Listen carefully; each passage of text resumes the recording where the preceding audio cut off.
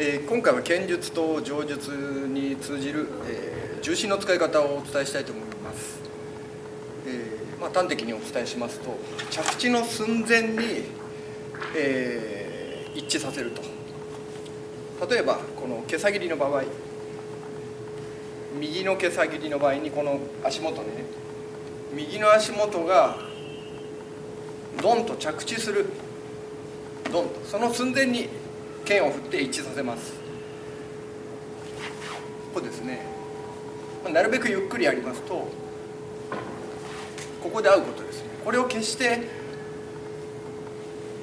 ここで合わせてはダメだということですね。これね、いくら強く踏みしめてもこれはダメです。そうじゃなくて、自分の自重を乗せる、自分の自重が乗るその直前に力を働かせることですよね。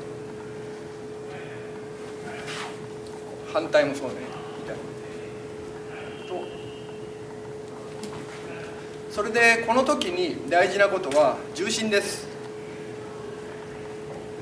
重心は真ん中ないしやや前ぐらいの感じですね。後ろに行かないことです。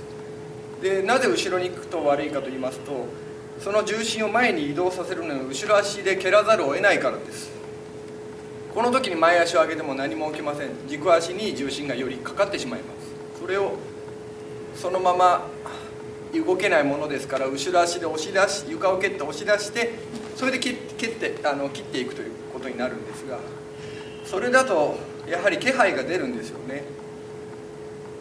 床を蹴るということはかかとが上がります。かかとが上がると腰が上がる、腰が上がると上体も上がって気配に通じやすくなりますので、そうならないためには上に起こさずに落下する方がよりその小さな動きで大きな力が瞬間的に働かせやすいということになると思いますので、この場合ですと重心は真ん中もしくはやや前、それでその状態で上体が上がらないようにして腰から下、脚側、太ももの付け根を上げていきますと、体は前に自重によって引かれていきます。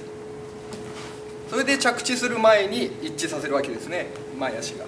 そういう手続きが一つの剣の振り、毛さ切りの中で起きてます。重心をまずは把握して、ここじゃダメだと、この辺か、これは行き過ぎか、このぐらい、顎を引くとよくありません。ここです。はい。それで指導は後ろ足ではなくて、ここの引き上げですね。引き上げますとふっと体は前に進んでいきます。はい。そしてその前足が着地する瞬間、その寸前に振ることですね。これは後ろに乗ってますけども、もうこれは乗ってるから着地に入るんですけども、その乗ってる時に剣を振りますとより感性が働くわけですね。その重心のエネルギーとこの働かせた遠心力、それらの感性が前にグッと働きます。それが剣の振りの強さといいますか、重さになっていくわけですね。このようになりますので、もう一つ体の負担が軽減するんですね。剣を振ってそれを止めに入るとどうしても自分に力が戻ってきます。ここで自分にグッと力が戻ってくるんですね。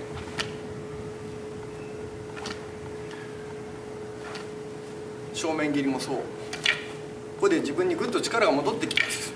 ですからそれを逃がすためにも、自らの体に返ってくるエネルギーを相手側というかこちらの方向へに使うことができると。スッとね。それがないと自分の方に戻ってきますから、それをずっとやっていきますと膝関節とかに故障というか痛みが出ます。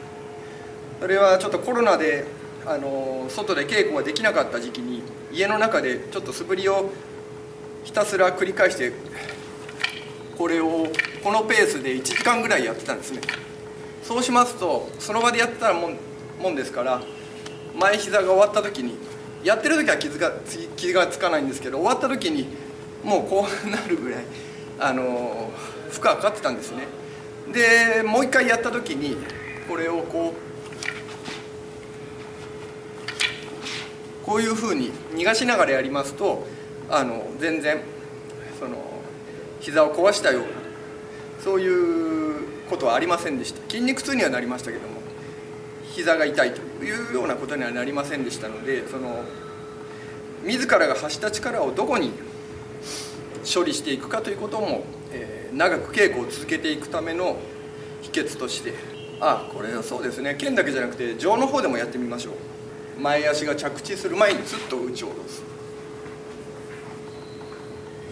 こうですね。決してこうではないと、こういう足の強さ内の強さと誤解しないようにね、こういうことはダメですよ。で突きもそうですね。突きも浮いてる間に突きます。こういうふうになりますから。ですから足音というのは小さいはずです。こうなります。